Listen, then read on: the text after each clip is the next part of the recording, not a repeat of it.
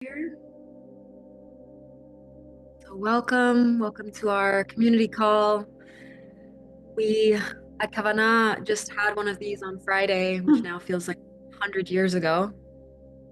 But we felt like it was important to keep the cadence a little bit more consistent in this moment, especially with everything that just happened in LA and the ways that that's rippling out into the world.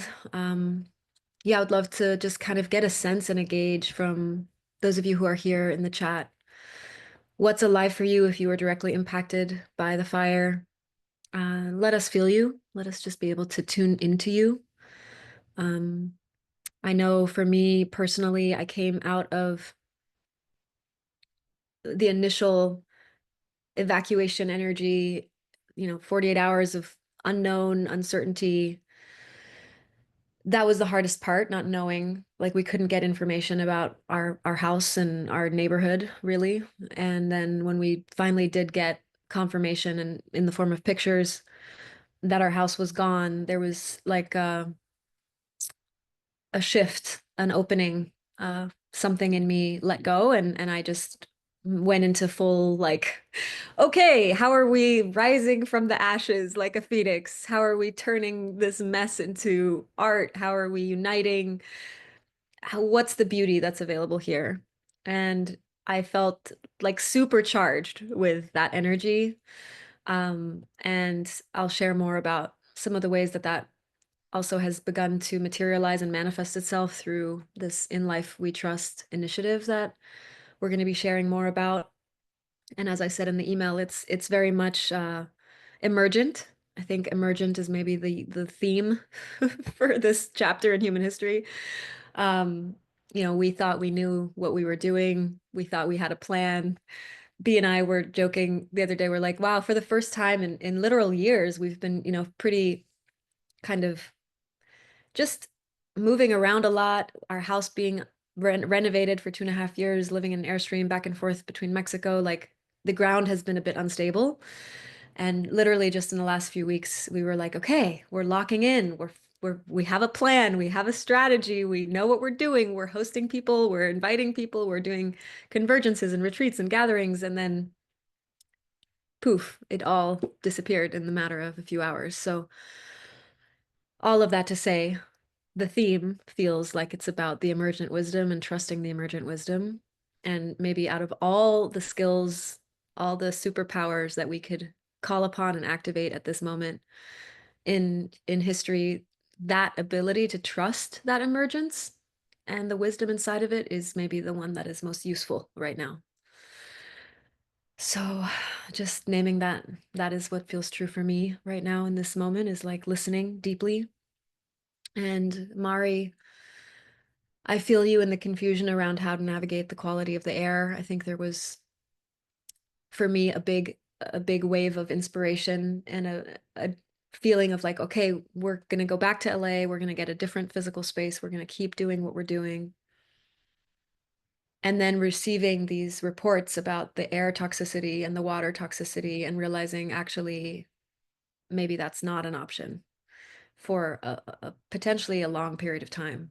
And so that was kind of another blow that came end of last week for ourselves and a lot of our community. A lot of the people whose houses are still standing thought they were going home, but turns out that's not the case because they can't breathe the air. So just like acknowledging the grief in that, and also, you know, for all of us, wherever we're located in the world, there's such an invitation that I just want to speak into the space of not taking things for granted, specifically the quality of our air and our water, which is something that we just assume should be there and will always be there. And yet, moments like this remind us and show us when those things go away, like literally nothing else matters. So I'm choosing to see this as a beautiful invitation to honor, the gifts that we've been given by life even more fully. And so, yeah, the flow for today's call is in the spirit of emergent wisdom to share just some of the visions that we're receiving as a team at Kavana around what is next and how we see moving forward as an organization, as a community, and really also as having the unique privilege and opportunity to be a voice for the world in a larger way through not our own, necessarily direct audience, but through the alliances that we have the capacity of forming, especially with those who have already a wide reach and are able to touch the lives and hearts of millions of humans all over the world. So there's a real theme around alliance that I'm feeling personally that I'm very inspired by right now. And yeah, I'll share a little bit more about the In Life We Trust initiative in a moment. Um, the theme for this call is what is good help? I think this is a really good and important question to ask right now. Just by show of hands, how many of you know someone, are directly impacted, or know someone who was directly impacted by what just happened in LA? A good percentage of you. Beautiful. Yeah. And even if you're not, my guess is you're probably seeing breakdown in other places. I was communicating with Richard Rudd, who is, oh, I raised my hand somehow. Richard Rudd, who's the founder of the Gene Keys. Many of you are familiar with that very powerful technology. And just inviting him into alliance and conversation, and he was sharing with me that, he's very interested and open, but also his hands are already so full because he's supporting people who are directly impacted by the war in Ukraine, and he's in Europe. So there's a whole other, this isn't location specific, right? What we're feeling, the ground moving beneath our feet is global, truly. And I guess one of the core themes or ways of looking at the world and looking at reality that we always want to come back to, as a guiding principle, is just knowing that on the other side of breakdown is always breakthrough, and knowing that even when it looks like the tectonic plates of our lives are shifting, there is a purpose and a meaning behind it. And the very practical meeting of these moments, right? Especially when there's trauma, especially when there's shock, especially when there's grief, it can be very complex, very nuanced, and very layered. So, for the flow of this call, Astrid will be guiding us into an exploration of what is good help from her lens, having been anchored in that question probably for the last 3 decades and living it and breathing it in every moment of her beautiful journey. And the In Life We Trust initiative is, I keep getting this beautiful image of stepping off of the edge of a cliff into a sea of clouds.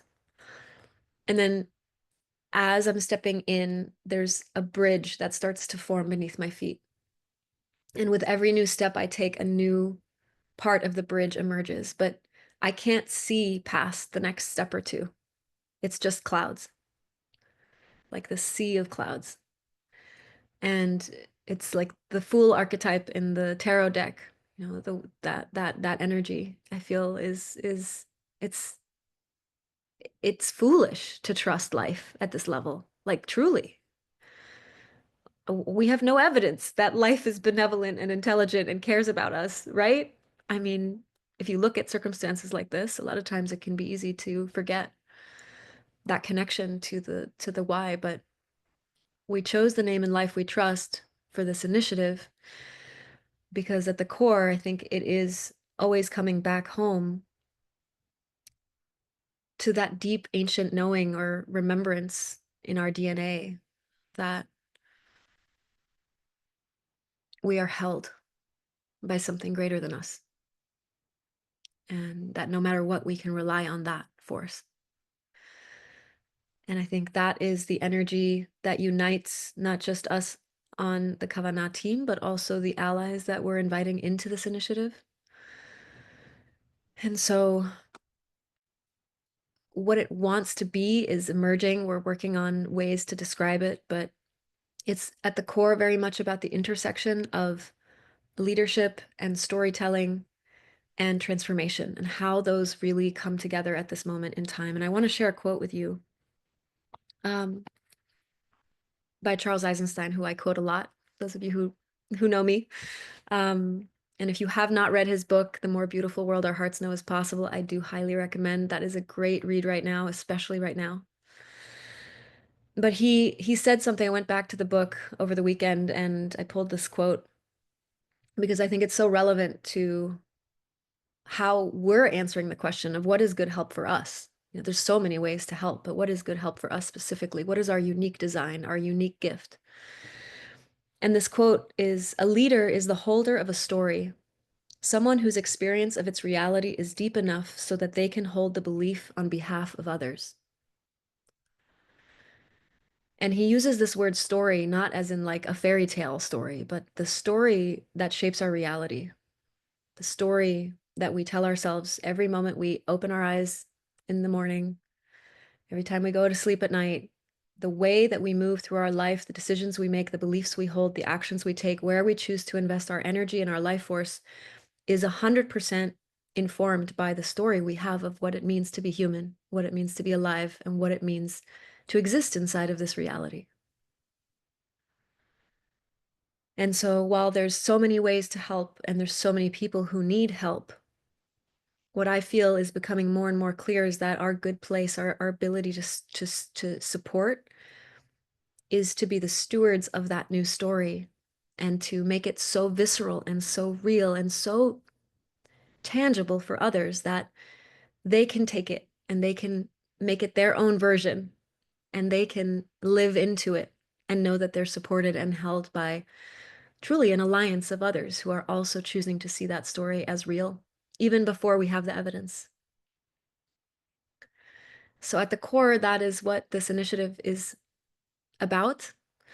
And we're going to be opening up a philanthropic arm to allow us to be able to receive funds to make this come to life. That's going to look like creating media with other allies, talking to Zach Bush, talking to Richard Rudd, Blue, one of my best friends who has a huge podcast with 15 million impressions every month. You know, these are just some of the names that have come forward. Lynn Twist is someone else who we've been connected to recently. But these are powerful thought leaders who have been dedicating their lives to sharing a new story.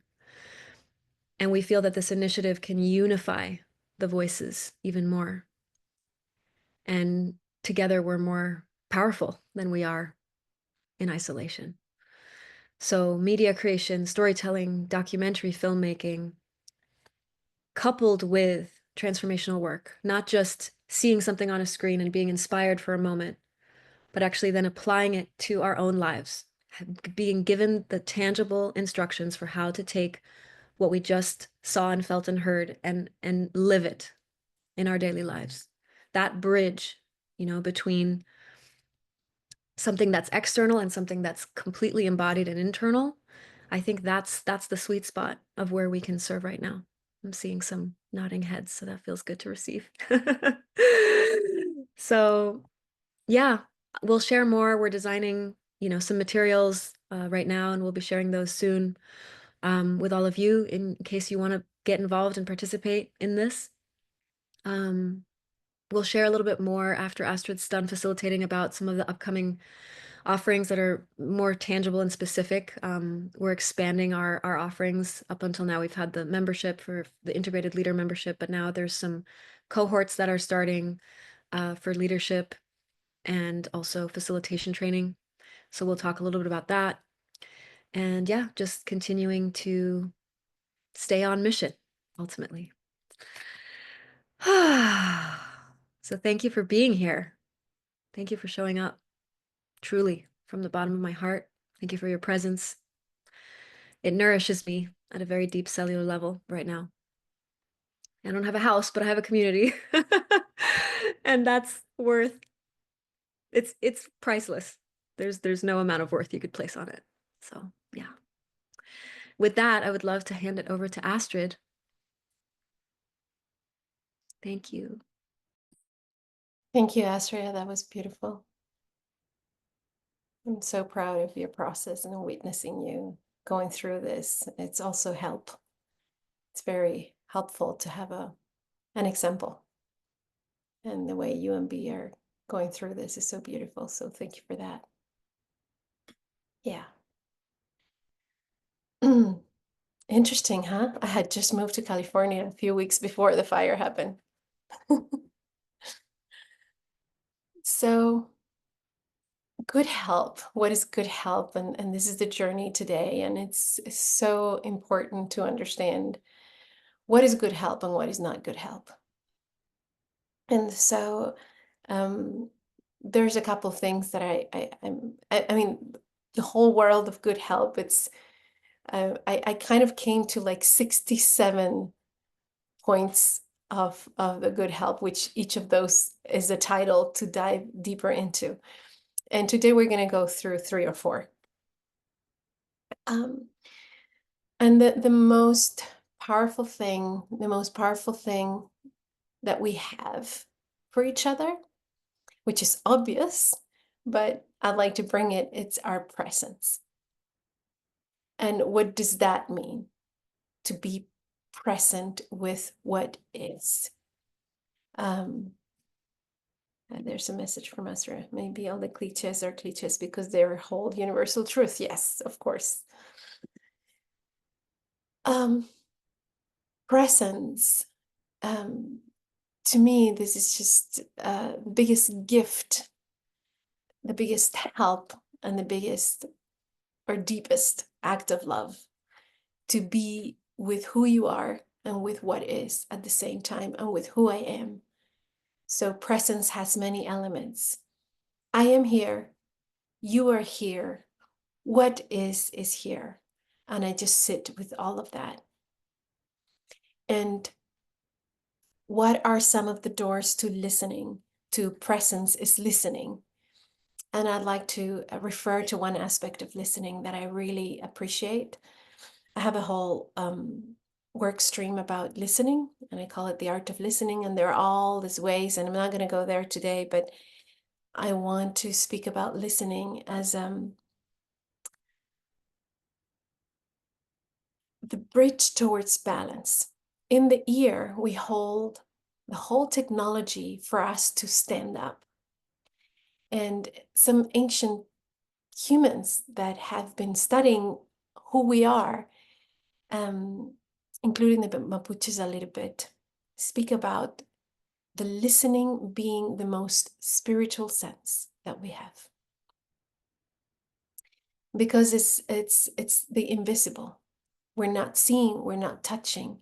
It's actually the sense that opens the gates for what is not obvious. And when there's trauma, when there's a collective loss, when there's collective turmoil, when there's something so big that is happening in different parts of the world, one of the things that we want to tune in with is the invisible part of it. And trauma and grief are usually invisible, and the relationship with loss, the relationship with pain, we live in a society that has denied death and denied trauma and denied pain. We don't relate with that in a normalized way. We have hygienized death, and we have hygienized loss. So we don't know what to do with that, and it's still in the invisible realms. And one of the ways to tune into that with this amazing tool and technology we have is listening. And it allows us to connect with presence. And so, what are we listening to? And I cannot listen to something bigger if I'm not listening to myself. So, in order to bring myself to be a helper, I have to start with how do I listen to myself? And so, one very important question in listening, I'm going to start from the simple level. There's we can go as deep as we want, it's endless. But one very clear question to start listening to is, what is it that I need to be present? What can help me be present right now? And so, as a helper, as somebody that's supporting others, you need to be connected with what it is that you need. And as an adult, give that to yourself. so that you can be present. What is it that you need? Do you need silence? Do you need nourishment? Do you need space?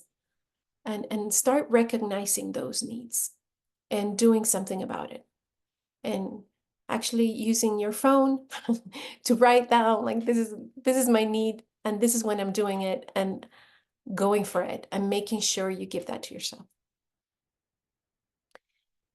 Once you are able to take care of your needs, then you can come to others and be curious. And there's listening needs curiosity. So being curious about what is it that the other one needs. And so I brought this sentence today, that it's important. We need to really, for good help, we need to let go of the idea that we know what is right for the other. We need to let go of the idea that we know what the other one needs. So we need to quiet ourselves from the assumptions that we believe we know what the other one needs. And this, it's the sense of sovereignty inside the realm of help. So I take care of my needs. I listen to them, I give that to me, and I give the same freedom, the same integrity to the other in my presence. So instead of believing that I can know what you need, I become curious. And one of the best helps that we can give somebody is inquiry, in supporting the other for them to find what is it that they need. And sometimes, not even that, sometimes just our presence. I remember last week, my aunt passed, and I was in a concert of my daughter on the first row, and my grandson is sitting next to me. And my daughter dedicates a song to my aunt, and I start crying. I get very touched. And my grandson, who's about to turn 12, he leans over, because the chairs were kind of separated, and puts his hand on my knee and leans towards me and looks straight into my eyes. And I looked at him, and that's all I needed. Like, he didn't need to inquiry in that moment. It was just his presence. And his presence was acknowledging what I was feeling without saying a word. And I was so touched, I started crying deeper. It has happened to me with him before. Like, oh my God, that's all I needed. I just needed to be witnessed.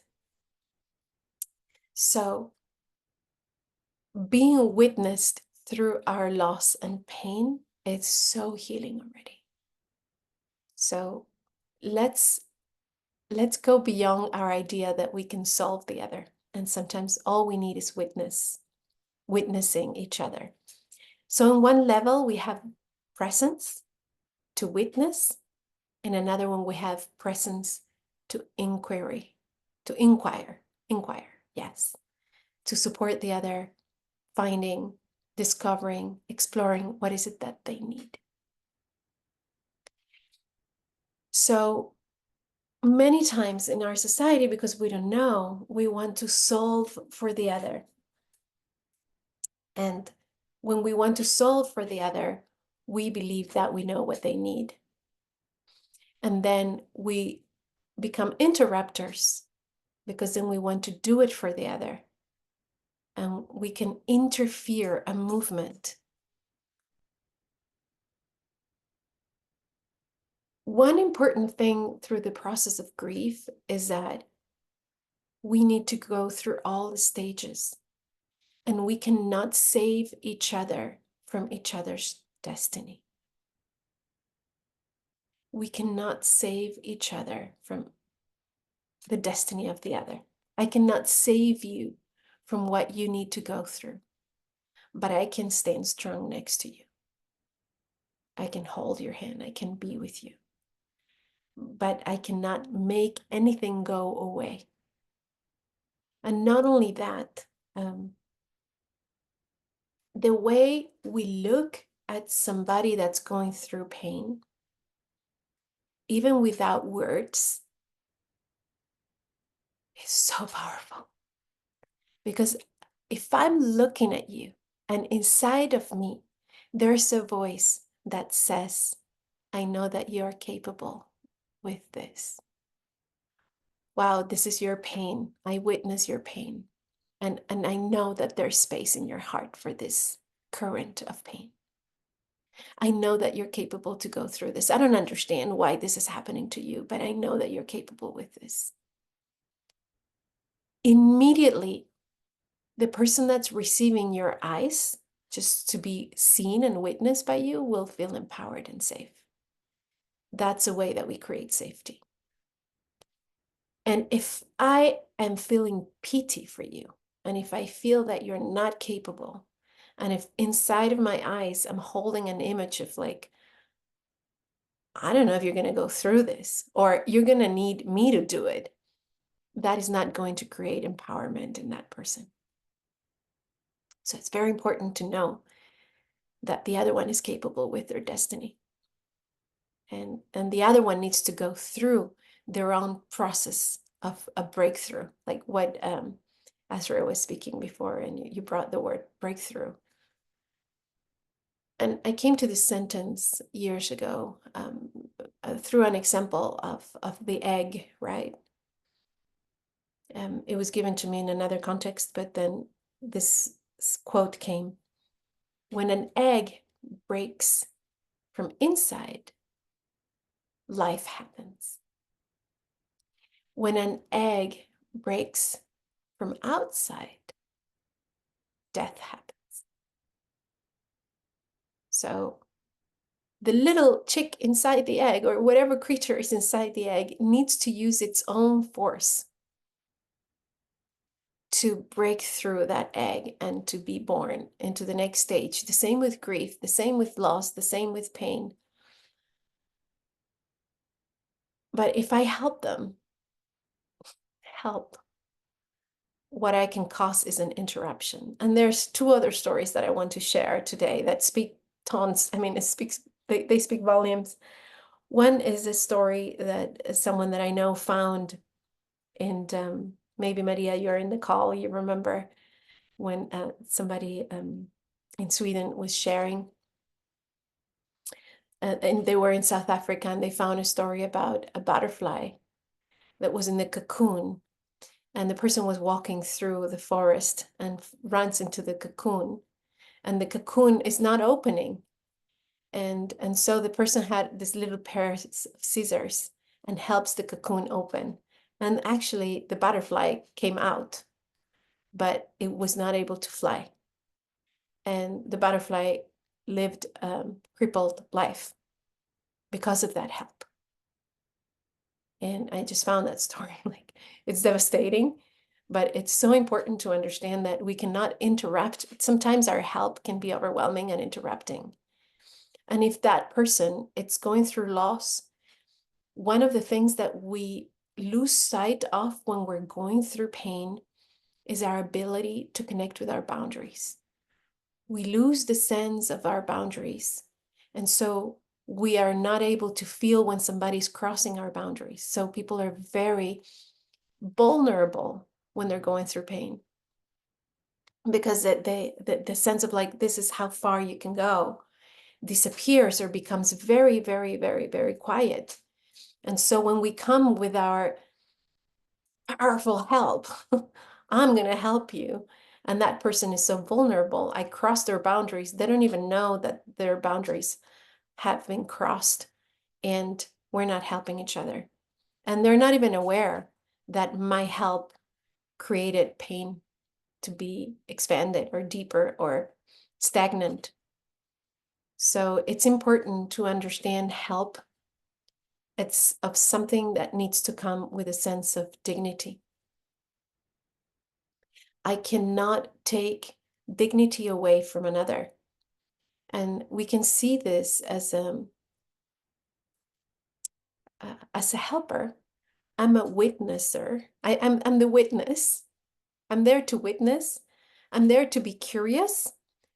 And I'm there to believe that the other person is capable. Like, I'm not even there to inspire. I could, that's an extra, but I'm there to witness, to presence. Yeah, presencing each other, to be curious. And so the other one can find their own questions and their own answers and their own ways and have their own breakthroughs. In the moment that I believe, imagine somebody needs help, and I come and I say, I think what you need is this. And not only that, then I'll do it for you. And then months later, that person is still in grief and it's still in pain and they still have not been able to recover, is because grief is a technology that is allowing us to evolve. Without grief, there's no regeneration of our own evolution as humans. We need loss. We need change. We need movement. We need to fall on our knees.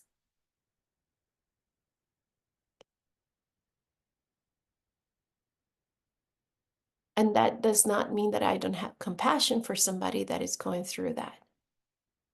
But it's part of existence in the same way that we need to include death in the conversation of an everyday life, right? And one of my teachers spoke about the miracles of everyday life. And one of the miracles that I'm always recalling are those moments when somebody that is going through a lot of pain is being witnessed with beauty, dignity, integrity, and reverence.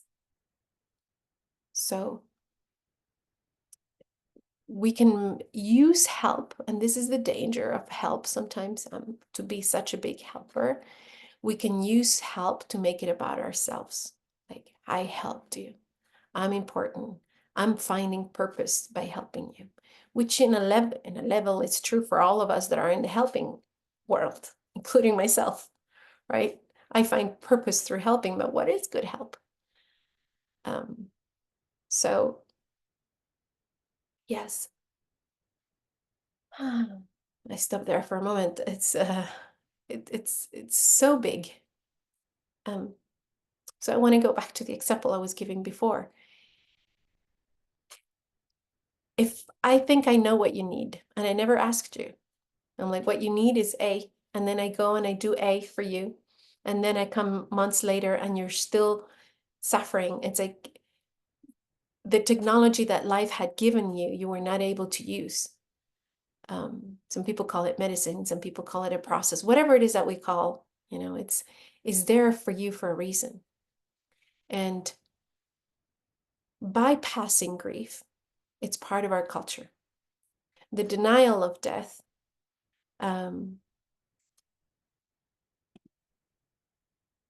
sorry, I think I just got a message. I didn't mean to interrupt you, just when you're ready to come back to the chat. Okay. Uh, Saying yeah, okay. the Sorry, denial I'm of trying to do the things at the same time. It's a long thing. But we cannot interrupt the technology that is there for that person.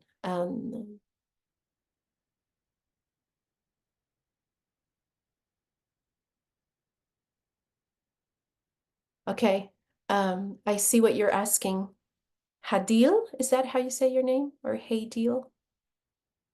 Okay, well, Hadil or Hadil asks, what happens when the period of suffering extends and someone becomes stuck in a particular phase of grief? This is where I find it challenging, not knowing how to hold space effectively without pushing them to take new steps. So this is a great question because, and I'd like to refer to the difference between pain and suffering.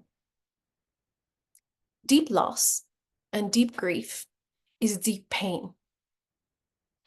And suffering is when I don't feel pain and it extends over time, when I'm bypassing.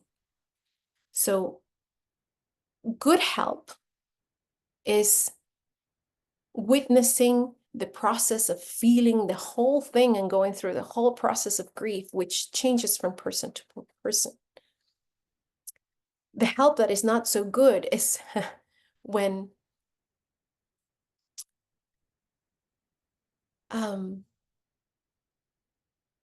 I do it for the other, in a way that that person that does not have a breakthrough. And so they stay in the suffering, right? But I cannot do it for them. So I cannot push them. And it's the same. And I need to trust. Here comes the trust beyond reason that it's so important. But I would say it's trust with reason, because I need to trust that there's a process and that there's a technology of that pain. And many times when the loss is so deep, going through that pain, it's going to feel like I'm going to die. So the denial of death, the denial of endings, the denial of pain also opens the door for bypassing the process in itself. And then I become going into the positive, the culture of toxic positivism, which what that does is that it creates a bypass to feeling discomfort. And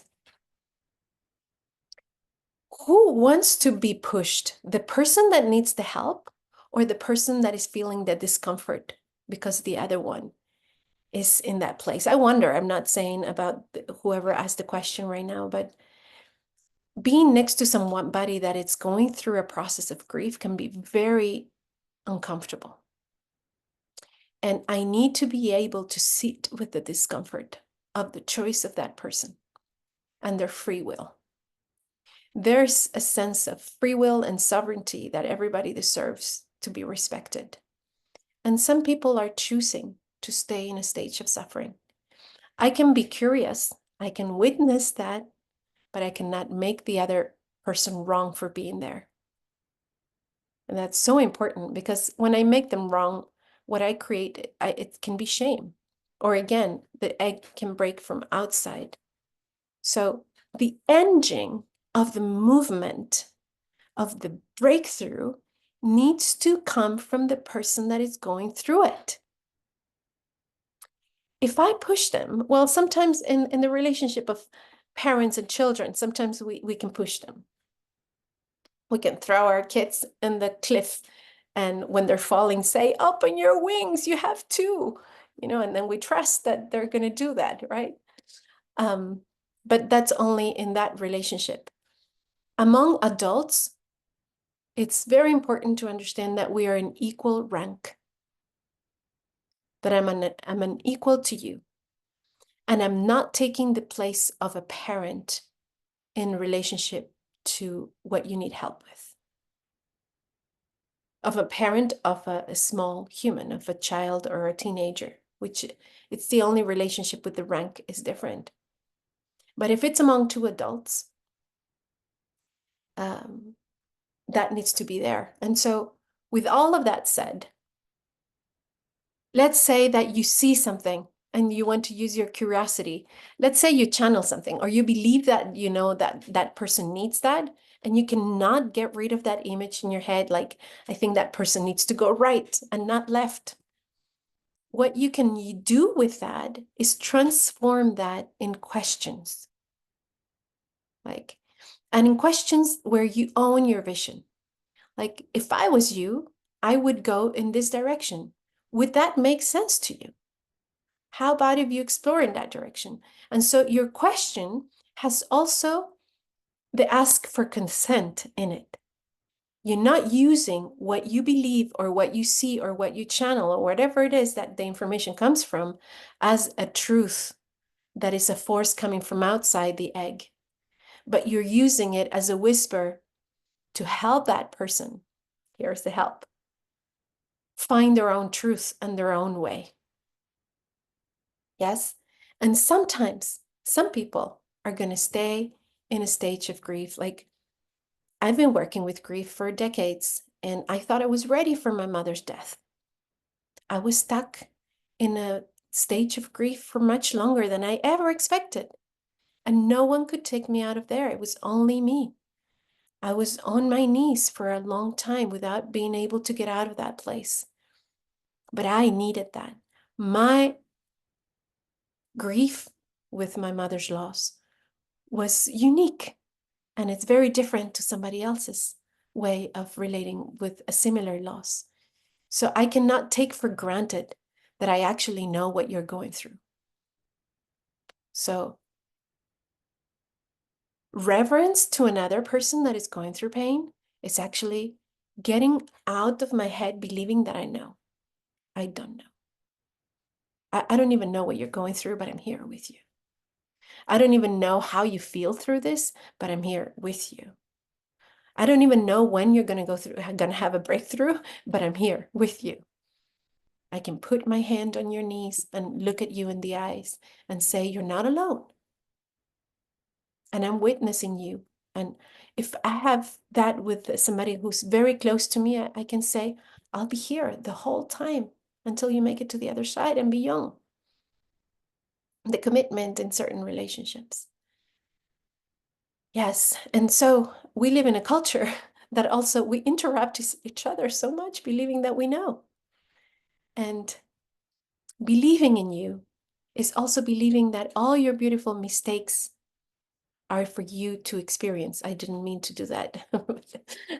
All your beautiful, maybe there's some things to celebrate, our beautiful mistakes, because what I believe is a mistake from my eyes for you is the perfect path that is going to take you exactly where you need to go to learn that and to grow that part of you that it's still, operating from your 16-year-old or from your 8-year-old.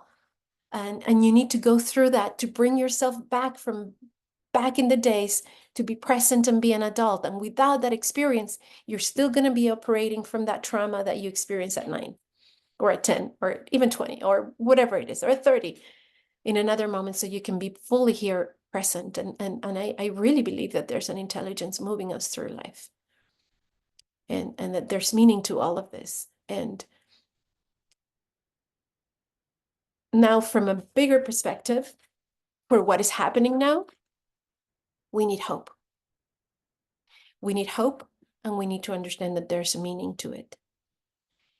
So if you're going to embrace a community, you need to embrace it with hope. If you don't believe that we're going through something because there's a bigger sense of it, maybe you need to go on a retreat and come back when you're ready to look at everybody going through pain with that hope. Having the eyes of believing and that there's meaning, it's even more important than giving your opinion. So that's one thing. And another thing that I'm also very glad that Blue has been sharing around help,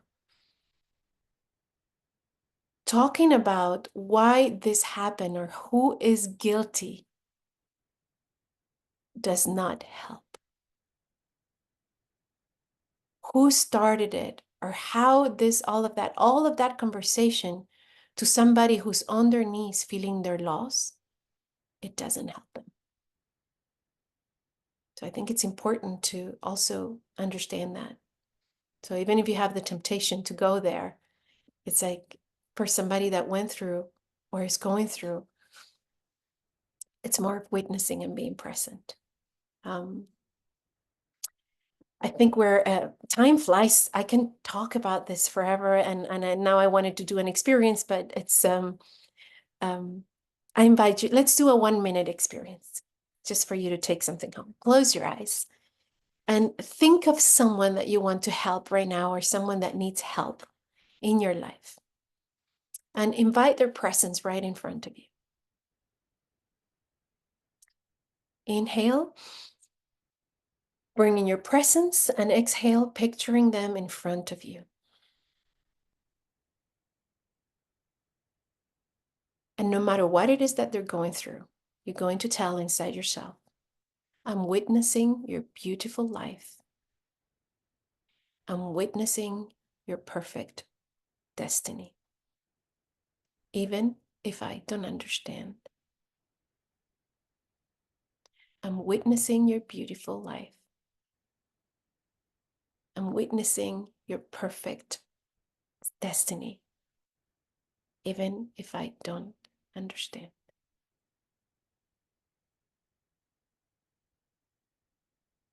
I am here with you. I am here for you in the ways that you need me to be here for you and with you.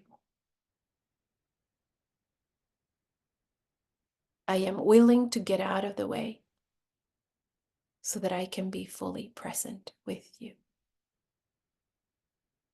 I am willing to get out of the way so that I can be present with you. And then to close that out, thank you for allowing me to witness you in this moment. Thank you for allowing me to witness you in this moment. It is an honor. It is an honor. It truly is an honor.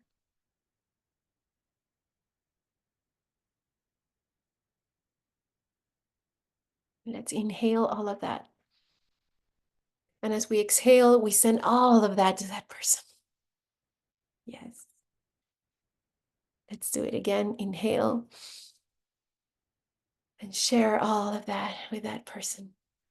Let that person be touched right now. Yes. And I invite you to feel one word. What are you taking from this little glimpse into help? What are you taking? Maybe bring it to a word or a sentence. And I would love to read it in the comments. So in the chat, you can write, what are you taking?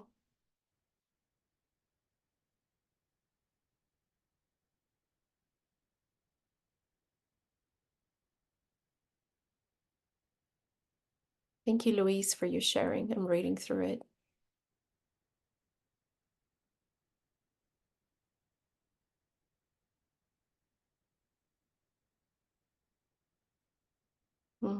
Beautiful.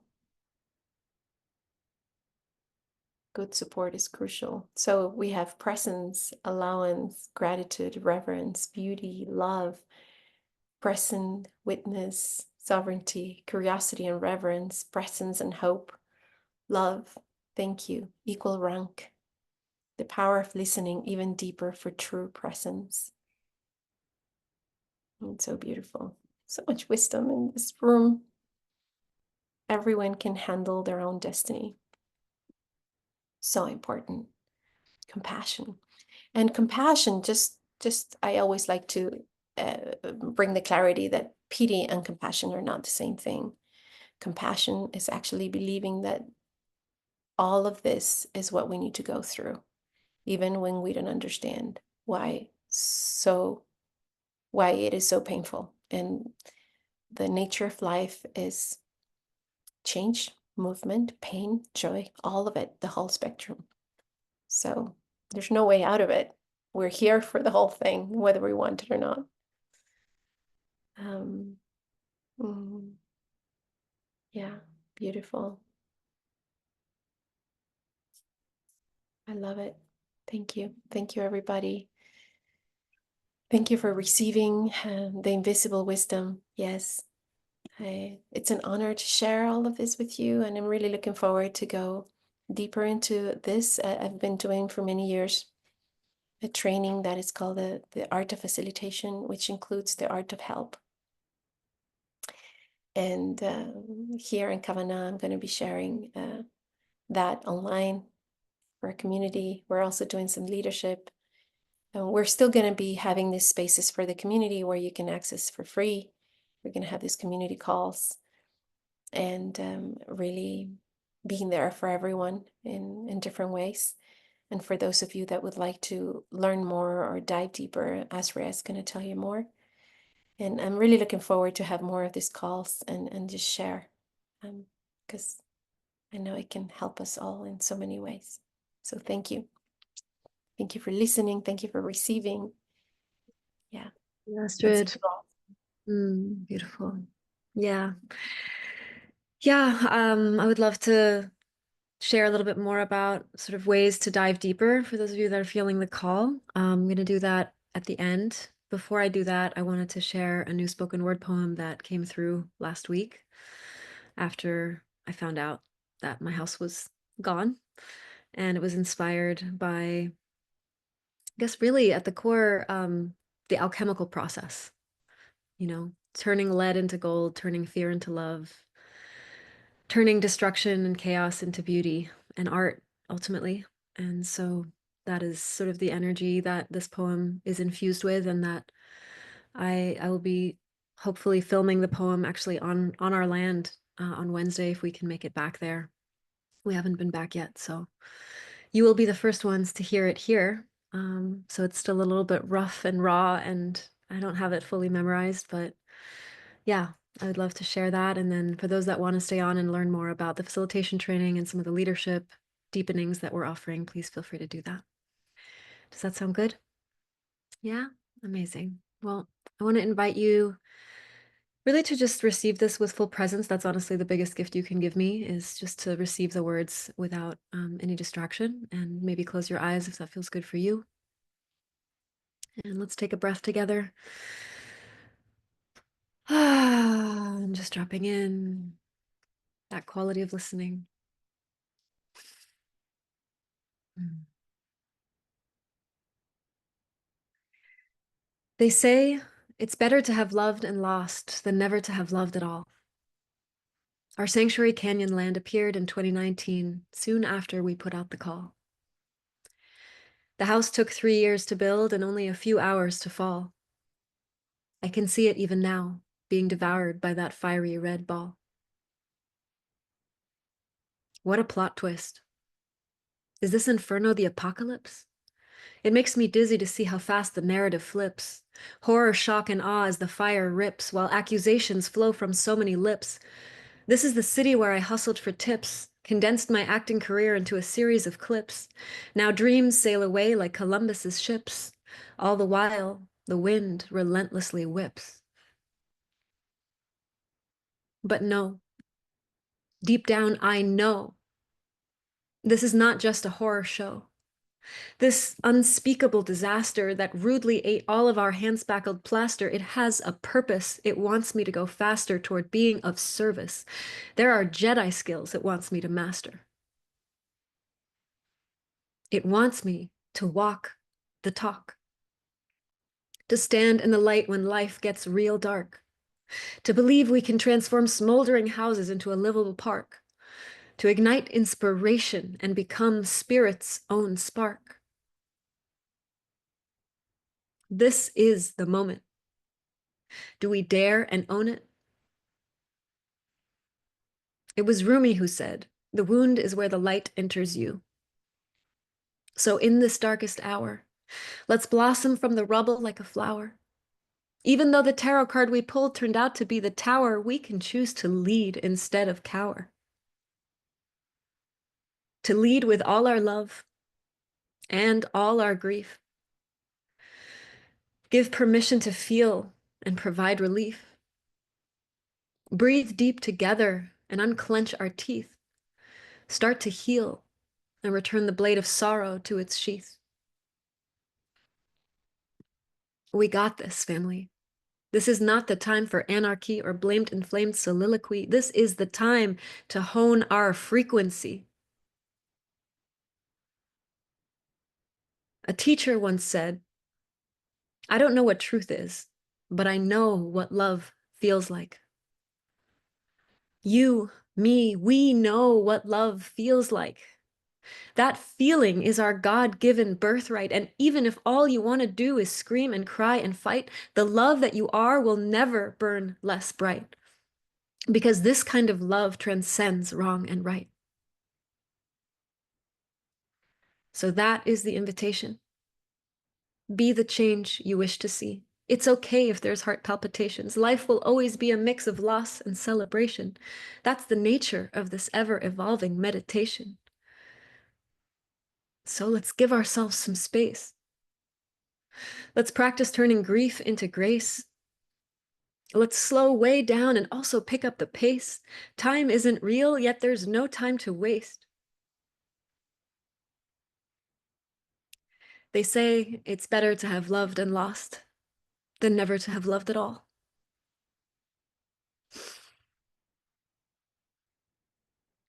I lost my home in the flames, and I choose to stand tall. Thank you.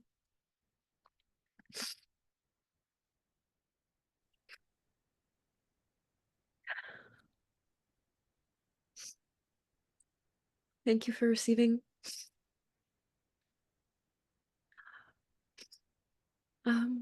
Yeah.